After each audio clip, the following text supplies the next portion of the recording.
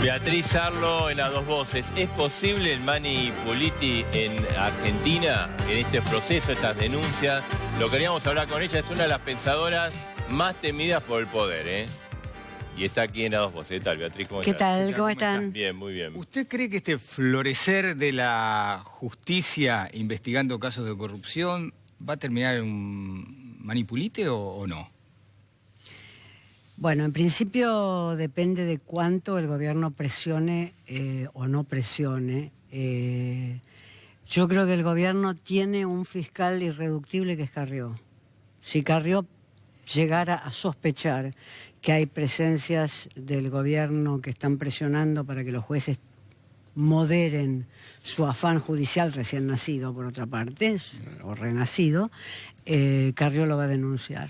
Bueno, ya algo dijo ella. Ella ya lo dijo y yo creo que ella se ha reservado a sí misma, ya no la política de centro-izquierda que quiso ser, ya no la organizadora de UNEN que destruyó, sino la de fiscal de la República. La idea de Lisandro de la Torre, digamos, la fiscal de la República.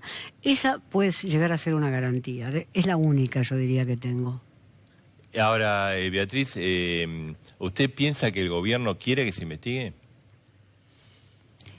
La verdad es que no me gustaría hipotetizar sobre el gobierno. El gobierno tiene un estilo que es no hagan olas, pero tampoco, es decir, ese es el gobierno el estilo que tiene, pero tampoco quisiera decir que el estilo no hagan olas lo va a proyectar sobre que no se juzgue la corrupción. Creo que algún inteligente debe haber en el gabinete que diga que la gente quiere ver algún encausado y algún juzgado, digamos. Pero que no hagan olas, ¿por qué?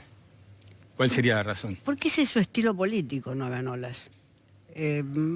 Usted hizo un reportaje extraordinario a Carolina Stanley, que yo lo vi, la ministra de Bienestar Social, hace 15 días.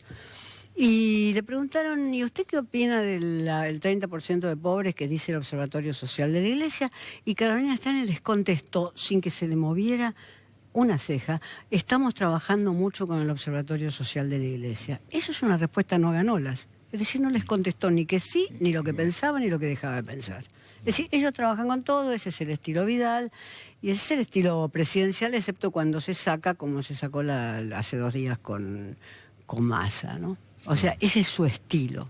Ahora, yo pienso que ellos también deben saber que no les conviene que la gente quede con un asunto irredento, como que nadie vaya preso, Báez o quien fuere, sea seriamente juzgado y vaya preso en lo que ustedes llaman el manipulite argentino. ¿Y a los jueces le crees? Porque está la teoría de decir, bueno, hacen, pero van a llegar hasta ahí, no van a avanzar. No soy una experta en la justicia, o sea que no quisiera hablar de gente que no conozco. Si tengo que hablar por lo que vimos cómo difirieron esto y como algunos jueces que merecieron el nombre de tortuga se lo merecían ese nombre con toda base. Parece que hay un fiscal como Marijuán que está interesado en que las cosas sigan adelante, y parece que las 2 causas que inició Stolbizer son causas que un juez muy difícil puede desestimar. Eso es todo lo que sé. Yo me quedé con el tema de que Macri, la política no hagan ola. Ahora, usted dice, tratan de no hacer ola, pero aumentaron los servicios públicos y la ola la hicieron ellos solos. Ah, no, sin duda. Ellos son como los sindicalistas. Son exactamente iguales. Van a seguir sus intereses. No quiero parecer una materialista, digamos, pero van a seguir sus intereses hasta el fin. El orden en el que anunció Macri las medidas era un orden de haganolas. Primero redujo los impuestos de los productores agropecuarios, después los de importación, etcétera, y luego se acordó en un listado de 10 medidas, en un orden de un listado de 10 medidas, se acordó a la semana de los sectores más necesitados. Ellos tienen una ideología. La idea de que han hecho crisis las ideologías es que ha hecho crisis las grandes ideologías, pero las pequeñas ideologías, es decir, las formas en las cuales la gente piensa sus intereses económicos y sociales, existen en nosotros y en el gobierno. Y en el gobierno que van a actuar con la lógica de ellos, ¿no? Como actúan los sindicalistas con su espontaneidad es empresaria. Su espontaneidad es empresaria. Y uno podría decir que tenemos en los empresarios representaciones que pueden no gustarnos del mismo modo que muchas veces no nos gustan las representaciones sindicales, pero que entendemos que cumplen una función, defienden a aquellos que si dejaran de defender dejarían de ser representantes. Claro, lo que pasa, digamos, hay, por ejemplo, hay empresarios que se dedican a la especulación financiera, que eso al país no le trae ninguna riqueza, ¿no? En general le trae problemas al final. Hay empresarios que se dedican a la producción, a generar bienes y servicios, ¿no? Depende qué posición tengan, ¿no? Lo mismo se podría decir de los sindicalistas. También. Uno podría decir que hay diferentes tipos de sindicalistas, algunos más inclinados a una cierta democracia sindical y una cierta escucha de sus representados, otros más inclinados a defender sus propios intereses corporativos. Se podría decir lo mismo. Creo que son tal para cual sindicalistas y empresarios. Por eso están al frente de las organizaciones empresarias y de sindicales de toda la vida, ¿no? Desde toda la vida. Se van cuando mueren. En efecto. Lo que sucede es que los sindicalistas representan más gente y gente más débil y más necesitada que los empresarios. ¿Y sirve esta visión, esta no hagan olas o esta visión empresaria para gobernar? Los empresarios hacen olas cada vez que los tocan. Ya hoy con el aumento del gasoil, hace 2 días con el aumento del gasoil están haciendo su ola. Los empresarios no es que hacen tantas olas como hacen olas los que representan los intereses de los empleados y que necesitan un aumento de sueldo. Ya con el aumento del gasoil dijeron ya se perdió todo lo que nos habían bajado en las retenciones. No se los voy a contar a ustedes que saben perfectamente esto. O sea que hacen olas y fuertes olas. Pero el gobierno, digamos... con esta visión, ¿está bien o es una visión sesgada que puede complicar para adelante? Y depende de qué sector se piense que puede complicar. Es decir, si, digamos, la idea que uno tiene es que Menem le complicó la vida a muchísimos millones de personas, pero a algunos centenares de miles no. Bien. Entonces, esto puede... eso quiere, cuando uno habla de ideologías y de intereses, quiere decir eso. Beatriz Arlo, ¿y a Macri cómo lo ve personalmente, a él instalado en el sillón presidencial? Yo no lo conozco a Macri, o sea que... la imagen que tiene. Veo lo que dice, es un político, digamos, no quisiera exagerar, pero es un político con poca capacidad de despertar entusiasmo. Es decir, ganó las elecciones en un punto y porque Cristina, quiso que Scioli las perdiera, puso un candidato impresentable en la provincia de Buenos Aires e hizo como Menem con Duhalde. Es decir, Menem hizo toda la campaña para que Duhalde perdiera las elecciones y las perdió, y Cristina hizo lo mismo con Scioli. O sea que es un candidato con una minoría muy precaria y muy frágil. Sintoniza bien con ciertas zonas de las capas medias, que son aspiracionales, que les gusta que la gente sea más linda, esté más bien, mejor vestida, y tenga hijos más lindos, etcétera. Lo que se llama en sociología hoy aspiracional, es decir, las capas medias se sintoniza bien con eso. No es un hombre de grandes principios ni de grandes convicciones. Lo primero que hizo fue tratar de meter a 2 ministros de la Corte por decreto. En la ciudad de Buenos Aires fue un jefe de gobierno que vetó muchísimas leyes, o sea que es más bien... Se dice que va con prueba y error. Eso sí, corrige muy rápido. No sé si eso se atribuye a la capacidad de Macri de retroceder o si se atribuye a alguno de los que está en su gabinete, pero corrigen muy rápido. ¿Eso es bueno? Corregir rápido es bueno, siempre. ¿Cómo se hace un error? Sí, sin duda, sin duda. Uno podría decir que si hay que señalar alguna virtud política, en este caso uno podría decir el de la corrección rápida. Beatriz, en un momento me hizo un paralelismo con el menemismo y Menem. ¿Por qué? ¿Usted piensa que hay un paralelismo con...? No, yo no pienso que el paralelismo sea económico, porque no podría pronunciarme y desde ustedes pronunciarse sobre eso. Lo que yo pienso es que hay un momento del año 93 en que nos dimos vuelta y entraba la gente a recoger cartón en Buenos Aires. Y esa gente no subió nunca más. Los que cayeron de la década del 90 hasta la actualidad nunca más volvieron a subir. Entonces, mi terror, mi miedo como ciudadana y como ciudadana que se piensa a sí misma como progresista, es que nos vamos a encontrar en unos meses. Nos vamos a dar vuelta y vamos a ver qué. Y ese que veamos va a ser gente también que nunca más va a volver a subir. ¿Usted habla de la clase media, que es la más golpeada? Yo hablo de los sectores más pobres, que son en realidad los más golpeados. La clase media es la que puede haber perdido en términos relativos algunos puntos, pero los sectores más pobres fueron desde el 90 los más golpeados y esos no volvieron a subir.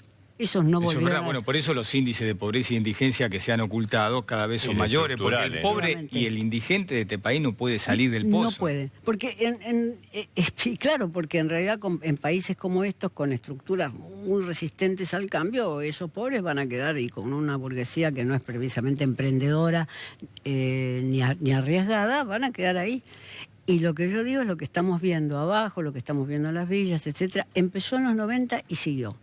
Tuvo mejores remedios durante el primer gobierno de Kirchner, se les dio los subsidios inventados por Duhalde, por otra parte, pero siguió ahí abajo. Entonces yo digo, ¿con qué nos vamos a encontrar? Ojalá me equivoque, pero ¿con qué nos vamos a encontrar en un año o en unos meses? Eso hay que tenerlo mucho cuidado, el tema social. O sea, puede haber un retroceso, ese es su temor. Esa es mi obsesión, yo diría. Todos los días leo los diarios en ese sentido. Porque además le conozco un solo amigo político a Macri, ahora se va a hacer de muchos amigos políticos, pero le conozco un solo amigo político que lo visitó acá, que es Rajoy. Y bueno, el PP hizo en España una racionalización bestial, por supuesto, como España está en la UE, las consecuencias no se ven en la calle como se ven en la Argentina. En España no se ven chicos por la calle, en la Argentina y en la Ciudad de Buenos Aires. Pero ese puede ser un reflejo. El temor es que es un reflejo nuestro. Sí, solo que además nosotros no estamos en la Unión Europea, o sea que las cosas nos va a venir peor. Bueno, siempre el ajuste, más allá de los discursos de los presidentes que hemos tenido, el ajuste siempre lo paga el que menos tiene en este país, ¿eh? No hubo excepciones. Siempre, absolutamente. Por un empresario pequeño, metalúrgico, que cruzando el puente Avellaneda tuvo que cerrar su fábrica, tenemos decenas de miles de gente que se quedaron sin trabajo, que no eran los obreros de ese empresario, sino que eran de muchas empresas que van ajustándose según la tasa de ganancia que se han establecido o que Dios ha establecido para ellos. Beatriz, ¿qué sintió cuando reapareció Cristina en tribunales? Estábamos todos muy cansados. Yo creo que en parte la victoria de Macri tiene que ver con el cansancio que había puesto Cristina en la sociedad argentina, una especie de reflejo, yo diría, cultural, es decir, la idea de que todas las tardes había alguien que desde la pantalla de televisión que sacaba las manos casi como si fuera en 3D, efecto 3D, que sacaba las manos de la pantalla de televisión y adoctrinaba. Quisiera que fuera imputada si es que realmente se la puede imputar. Y no le temo un manipuliti, como mucha gente dice, bueno, fíjate en Italia lo que pasó con el manipuliti, porque el caso argentino es completamente diferente. En Italia cayó entero un gran partido que fue la Democracia Cristiana, donde eran todos corruptos y socios de la mafia. Cayó entero, se destruyó entero ese partido, que no parece ser exactamente el caso argentino. Y al mismo tiempo, como si Dios mandara todos los males al mismo tiempo, en Italia comenzó a disolverse el Partido Comunista, que había sido el que gobernaba, claro, cogobernaba, la contracara de la democracia cristiana. Eso es completamente diferente de la situación argentina. No digo que la situación argentina sea mejor o peor, pero no tenemos la misma situación política que tuvo Italia en la década del 90.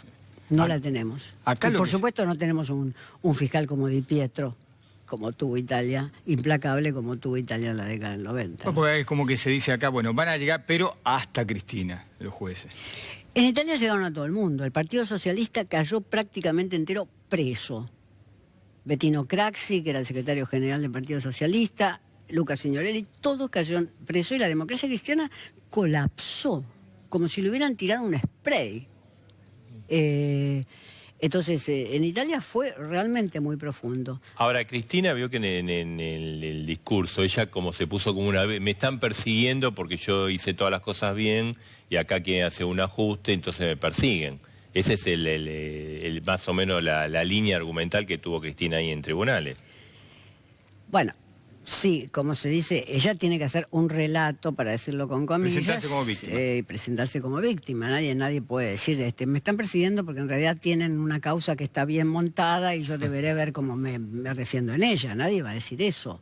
Ninguno de nosotros, si estuviera imputado en una causa por corrupción, diría sí, en realidad me están persiguiendo. Claro, pero digamos, cuando uno se pone en víctima porque dice, bueno, yo hice cosas muy buenas y me persiguen por eso, y no habla de la causa, es porque tampoco tiene mucho para decir de la causa, ¿no? Yo creo que ya no va a hablar de la causa.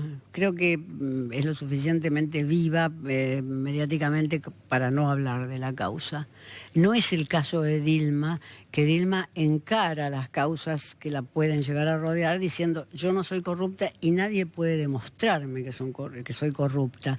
Dilma, ni la prensa de oposición, ni O Globo, ni Estado de San Pablo, que es prensa claramente de oposición, le han podido decir a Dilma que ella es corrupta. Y Cristina lo hace porque sí se podría confirmar que ella es corrupta. Bueno, tienen causas, como dijimos al principio, que parece que están muy sólidamente armadas. Ahora, igual es como que la aparta, usted puso el ejemplo de Italia, acá el peronismo la apartó a Cristina y dice, se reagrupó el peronismo y se agrupó el sindicalismo, como diciendo, nosotros no somos Cristina, Devido, Lázaro Báez, Cristóbal López, todo eso al costado, nosotros somos peronistas. Sí, incluso algunos apartamientos del cristianismo que son bien significativos, porque dirigentes como los del movimiento Evita, como el Chino Navarro, que es un dirigente que tiene base social y que es un buen dirigente de base social, se acaba de apartar también. O sea, no claramente, pero se acaba de apartar también. O sea que no es solamente las burocracias provinciales o los poderes fácticos provinciales, sino que también algunos dirigentes de base se acaban de apartar. Bueno, Cristina no ha hecho nada para conservar esa gente. Yo no puedo concebir que Cristina no pudiera convencerlo a Randazzo de que fuera candidato en la provincia de Buenos Aires. O no quería convencerlo porque quería que perdiera Scioli, o ya sus relaciones con los peronistas presentables eran imposibles. Bueno, la relación era compleja. Era compleja, sí. Pero... Claro, pero la tentación era mucha, ¿no? También para Randazzo, ser gobernador de la provincia y ponerse... En efecto, era un camino para un reconocimiento y un camino para la presidencia. También ella no iba... No sé, a ver qué opina usted, pero Cristina no es la que deja crecer el pasto alrededor de ella. No, si es como Aníbal, por donde pasa su caballo, no crece el pasto. Es una política con ciertos rasgos de mezquindad y de autocentramiento muy fuertes. A mí no me gusta hablar de la psicología de los políticos, pero uno tiene que describirla en lo que hizo en estos años, sobre todo cuando quedó ella con el poder absoluto. Fue muy poco generosa, reconoció muy poco los apoyos y fue muy mezquina, excepto quizás en repartir canonjías y plata, pero fue muy mezquina en todos los demás reconocimientos políticos. Beatriz, cuando vio la imagen de Contando la Plata en La Rosadita, y cuando vio estas imágenes, me imagino, bueno, usted está llegando de España, pero las habrá visto de los allanamientos en las estancias, que Lázaro tiene 150 propiedades más que la declarada. ¿Qué es lo que... ¿Qué reflexión tiene? Parecen de una especie de serie de televisión norteamericana de la década del 80, ni siquiera de ahora. No parecen ni siquiera de ahora porque las de ahora serían más verosímiles. Los millonarios de las series de televisión norteamericanas de la década del 80 eran así, tenían esas casas de ese porte. Pero yo recuerdo la vez que fui a Río Gallegos cuando se inauguró la bóveda de Kirchner, que estaba Lázaro Báez, bueno, Río Gallegos es muy chico y estábamos todos juntos prácticamente en la inauguración, y estaba Lázaro Báez completamente destruido, y yo le escuché decir, ¿quién me iba a contar a mí que iba a pagar la bóveda de Néstor?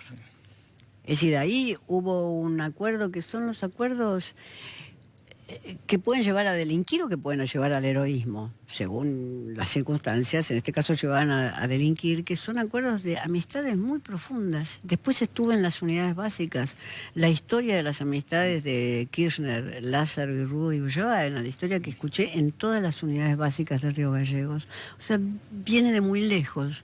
Entonces, además de la especie de cosa muy vulgar de las estancias con canchas de fútbol, con pasto sintético, está eso también, ¿no? Estos 3 o 4 muchachos que dijeron, la vamos a pegar. Bueno, y la pegaron por un tiempo, sí, la pegaron. Beatriz Arlo, gracias por haber estado esta noche con nosotros. Gracias a ustedes. Muchas gracias, bien. Nosotros hacemos una brevísima pausa. Después de la pausa, el Premio Nobel de Literatura Mario Vargas Llosa en A Dos Voces.